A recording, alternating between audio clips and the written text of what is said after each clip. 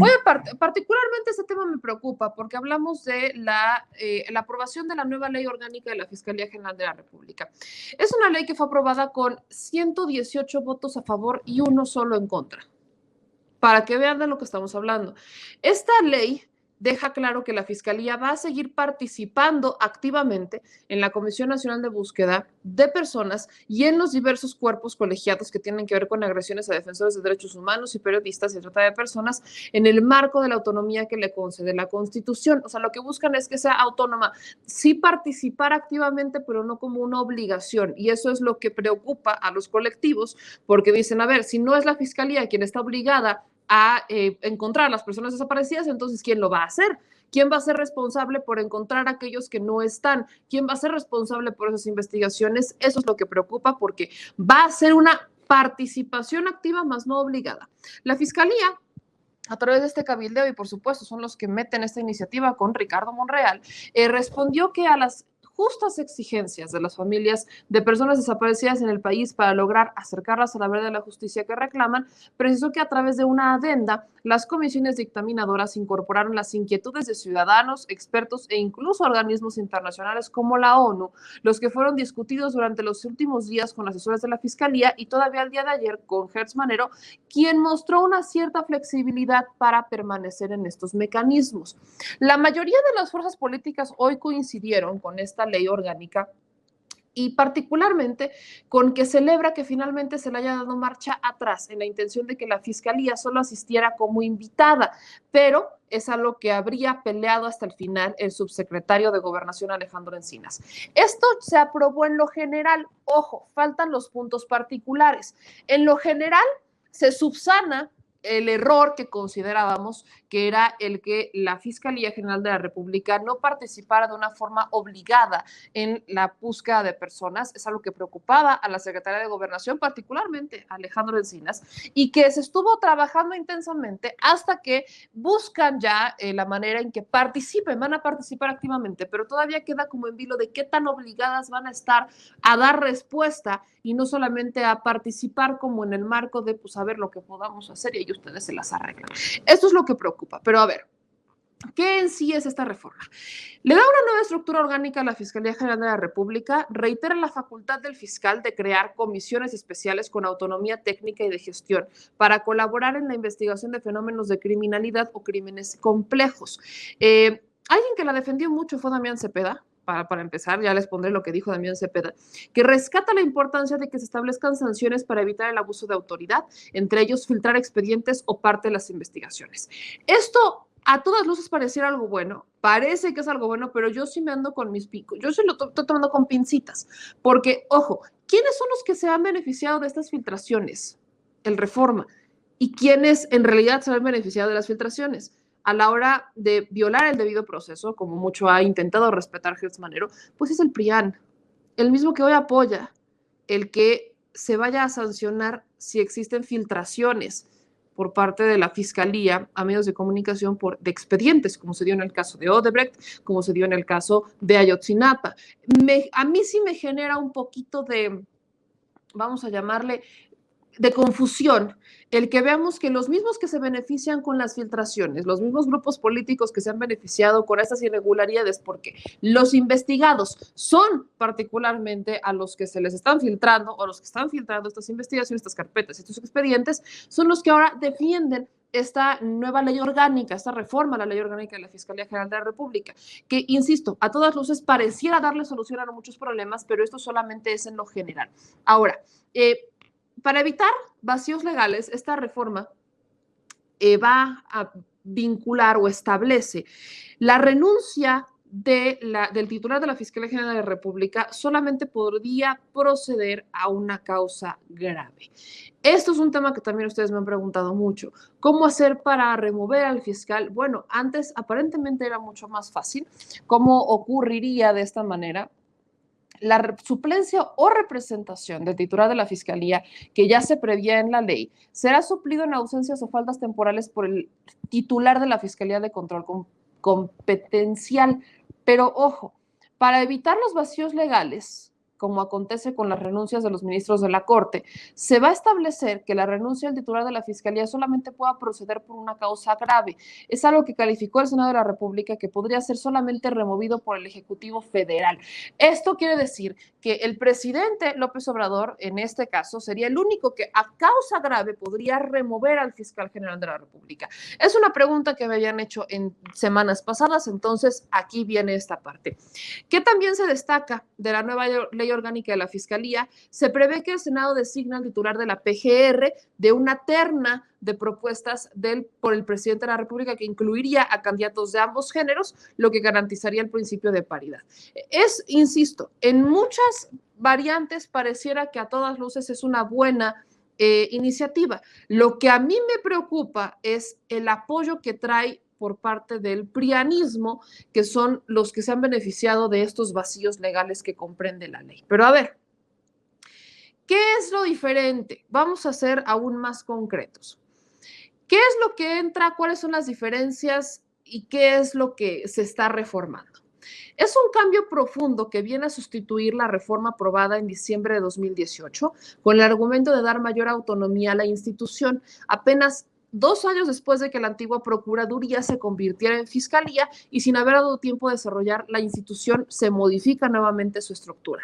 La norma que ahora se quiere sustituir pudo ser aprobada con el aporte de la sociedad civil a través de iniciativas como #UnaFiscalía que Sirva.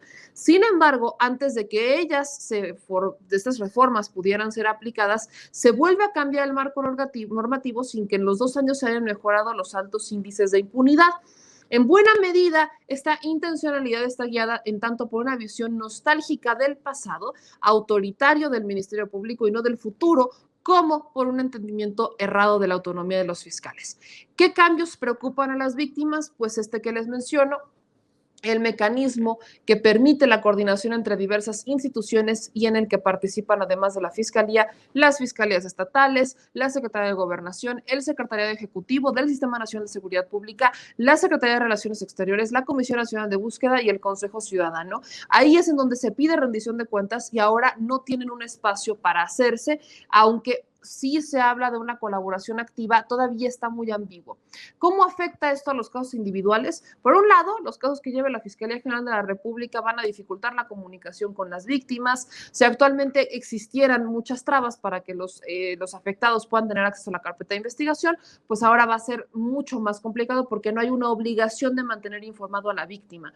¿Qué otra cosa está impactando? Pues este cambio que, como les digo, ya fue aprobado en lo general en el Senado de la República, ha generado algunos cambios. Y mejor vamos a ver y escuchar lo que posiciona, por ejemplo, el senador de Morena, Ricardo Velázquez, que está pidiendo darle una certeza jurídica a la Fiscalía y presentó algunas reservas al dictamen para justamente, pues, hacerla más aceitarla, pues. No estamos hablando, y ojo, no estoy diciendo que sea una mala reforma, ni estoy diciendo que no sea necesaria, porque ojo, dentro de todo lo que propone, pues está proponiendo sanciones a los que integran malas carpetas de investigación, está proponiendo que no se puedan filtrar, o sea, ya como impedir las filtraciones que de por sí ya está impedido, pero bueno, ahora buscarían hacerlo aún más formal, darle autonomía para que el fiscal pueda abrir como pequeñas oficinas o hacer como una división más grande del trabajo, algo que en realidad ya podía hacer, lo han hecho los fiscales estatales. No sé por qué no lo habría hecho el fiscal general de la República. Le está dando como vuelta muchas cosas, pero como para formalizarlas y que ahora esté como tal dentro de una ley orgánica para que el fiscal tenga como el argumento para hacer movimientos, correr, mover, subir y bajar personal, mantener su autonomía y dar mayor respuesta. Lo único que aparentemente, lo digo, aparentemente se le dio el ajuste fue al tema de la participación activa en la búsqueda de personas desaparecidas. Ahí preocupa que en un inicio se apartaban por completo, prácticamente decían que ya no era su obligación y que ahora con el cabildeo de Encinas, del subsecretario de Relaciones, el subsecretario de Derechos Humanos, se busque la manera de que sí esté vinculada a la Fiscalía General de la República con otros organismos, pero todavía no queda claro si sería su obligación o de quién va a ser la obligación. Al final tiene que existir alguien que sea responsable por entregar información y rendir cuentas de los desaparecidos, si es lo que no queda claro. Entonces, vamos a entrar de lleno con los primeros posicionamientos y ustedes váyanme dejando sus comentarios porque, insisto, yo estoy, aunque celebro celebro que se estén haciendo estos cambios. Lo que me preocupa es que no estemos viendo como certezas, pues, y que particularmente los mismos que se quejan de de las filtraciones hoy que respaldan esta ley orgánica, estas reformas a la ley orgánica, son los que se benefician con esas filtraciones. No me termina de quedar claro, pero bueno, vamos a ver primero este posicionamiento del senador de Morena, en donde pues sí está planteando particularmente que no, ahora sí, o sea, sí vamos a aprobarla, ahora le va, pero ojo, no vamos a irnos con medias tintas. Estamos hablando del senador Ricardo Velázquez de Morena, que está planteando una serie de reservas al dictamen para que a la hora de que se apruebe en lo particular a lo que se está discutiendo, pues se tomen en cuenta estas adecuaciones y que no quede al vapor uno de los temas más preocupantes que es, pues, ¿y quién se va a hacer cargo? No solamente de las víctimas, sino también de rendir cuentas, incluso por el tema del uso del presupuesto. Velázquez, que presenta reservas a nombre del senador Ricardo Monreal Ávila a los artículos 58 y el artículo transitorio 10º. Adelante, senador. Gracias, presidente. Gracias, senador. Senadoras y senadores, buenas tardes. Vengo en representación del senador Ricardo Monreal y el mío propio a presentar una reserva a los artículos 58 de la Ley Federal de Presupuesto y Responsabilidad Hacendaria y 10º transitorio del proyecto de decreto correspondientes al dictamen de las Comisiones Unidas de Justicia y de Estudios Legislativos segunda, por el que se expide la Ley de la Fiscalía General de la República, se abroga la Ley Orgánica de la Fiscalía General de la República y se reforman, adicionan y derogan diversas disposiciones de distintos ordenamientos legales. La reserva que planteo viene a razón de las siguientes consideraciones. Miren, primero, la reserva al artículo 58 de la Ley General de Presupuesto y Responsabilidad Hacendaria plantea eliminar la adición que se realiza al párrafo quinto del referido dispositivo legal, con lo cual dicho párrafo quedaría sin modificación respecto del texto legal vigente. Lo anterior se plantea, amigas y amigos, en el sentido, pues, el primer término debe tomar en consideración que el artículo 58 en cita es aplicable a los ramos administrativos, no a los autónomos. Además de que la Fiscalía, al estar incluida en los ramos autónomos, su presupuesto no puede ser disminuido por el Ejecutivo Federal, salvo las excepciones establecidas en las disposiciones jurídicas aplicables.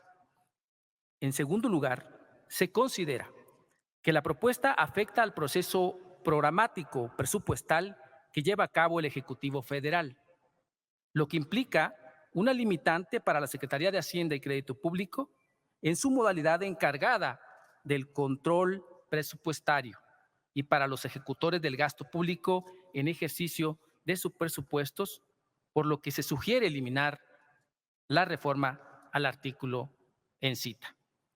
En segundo lugar, en cuanto al artículo 10º transitorio del decreto, se plantea eliminar el primer párrafo en virtud de los siguientes argumentos. En términos del artículo 5, fracción primera, y artículo 30 de la referida ley, así como el artículo 60 del reglamento, los entes autónomos aprueban y envían sus proyectos de presupuesto a la Secretaría de Hacienda y Crédito Público para su integración al proyecto presupuesto de egresos que el Ejecutivo Federal envía a la Cámara de Diputados. El citado artículo 60 de referencia dispone que la Secretaría de Hacienda y Crédito Público integrará al proyecto de presupuesto de egresos de la Federación correspondiente los proyectos presupuestos que le remitan los poderes legislativo, judicial y los entes autónomos en términos del artículo 30 de la citada ley, e integrará las políticas de gastos que le remitan los poderes legislativos y judicial y los entes autónomos para su inclusión en la exposición de motivos en cumplimiento de lo dispuesto en el artículo 41, fracción primera, inciso B de la mencionada ley. En consecuencia, la Secretaría de Hacienda y Crédito Público no tiene facultades para modificar el presupuesto de los entes autónomos. Por otro lado, es facultad de la Cámara de Diputados aprobar anualmente el presupuesto de conformidad al artículo 74, fracción cuarta, primer párrafo de la Constitución Política de los Estados Unidos Mexicanos. En ese sentido, lo establecido en este párrafo del artículo 10º transitorio implícitamente es competencia de la Cámara de Diputados. Por esa razón es que se plantea la reforma, la reserva que estamos aquí planteando, porque consideramos que con ello podemos darle certeza jurídica a los órganos constitucionales autónomos, así como a las facultades del Ejecutivo Federal. Esta es una tarea que desde el Grupo Parlamentario de Morena hemos asumido con gran responsabilidad y compromiso. Por supuesto que vamos a favor de este dictamen de las Comisiones Unidas, que a juicio fortalece la seguridad jurídica y el correcto actuar de la Administración Pública Federal. Y con esta reserva garantizamos, creo, aún más que esto se cumpla. Muchísimas gracias, compañeras y compañeros, y por su adición, comprensión a la misma. Gracias. Gracias, presidente. A ver, vamos por partes. La primera, ¿por qué tendría que seguir el senador Ricardo Velázquez a hablar en nombre de Ricardo Monreal? Para empezar, Ricardo Monreal, el hombre que tiene más voz y más voto en la Cámara de Senadores, tuvo que mandar a un senador a presentar una reserva pero bueno.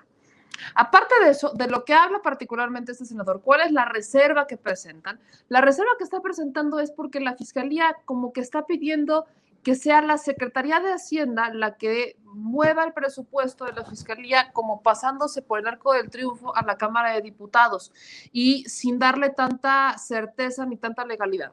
A ver, hablamos de una reforma que lo que busca modificar o lo que busca cambiar son pues algunas cosas que quedaron inconclusas, que quedaron como a la mitad de la reforma que convierte PGR en FGR. Es esta particularmente la que se está buscando modificar. Se las comparto para que no haya problemas. Este es el texto que está vigente, ¿no? Esta es la ley orgánica de la Fiscalía General de la República que se está buscando modificar. Y habla particularmente de todas las atribuciones de la Fiscalía y todo este tema, pero cuando vemos el tema del presupuesto, ¿no? Cuando vemos el tema de cómo se aplicaría el presupuesto y cómo ellos destinarían o cómo solicitarían el presupuesto, pues entra como todos los presupuestos a través de lo que ellos, ¿no? Ellos mandan su presupuesto a la Secretaría de Hacienda, la Secretaría de Hacienda lo pone en la lista, hace estos ajustes, o más bien la Secretaría de Hacienda determina cuánto es lo que se le va a mandar a cada quien, revisa qué es lo que se le pide o qué es lo que pide cada organismo autónomo, como lo hizo el Instituto Nacional Electoral, y entonces lo manda a la Cámara de Diputados y la Cámara de Diputados es como lo decide.